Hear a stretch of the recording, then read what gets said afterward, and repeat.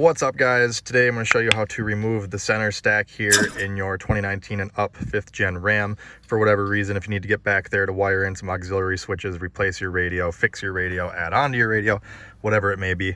If this is your first time stopping in, make sure to subscribe, hit the like button for more Ram related content. First thing we're going to do, remove this little holder here, this tray. It's kind of just held in place by friction and a couple of little tabs here.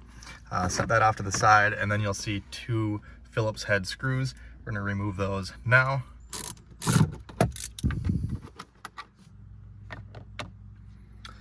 All right, now it's pretty easy. It's going to feel like you're going to snap your dash, but all you're going to do is grab here. You might need two hands and pull straight back. Oh, that was a little more violent than I wanted because I was using one hand to hold the camera, but you get the idea. Mine actually came flying out all in one piece, but the first time I pulled it apart, the top came and the bottom was still attached. So anywhere that it doesn't pop out, just kind of gently run your fingers through the gap and pull it out the rest of the way. And now, as you can see, you can get back here. Here's your HVAC vents. There's your radio connectors, your 12-volt power outlet, and then down there for your controls.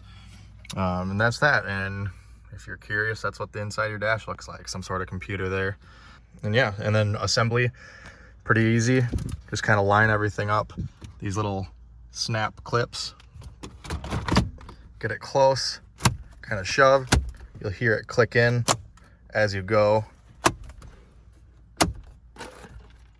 Seems to be about 6 of them that you'll hear.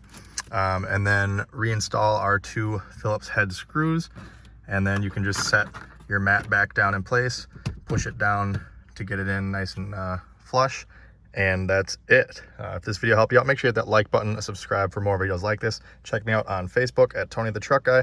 Thanks for watching. Have a great day.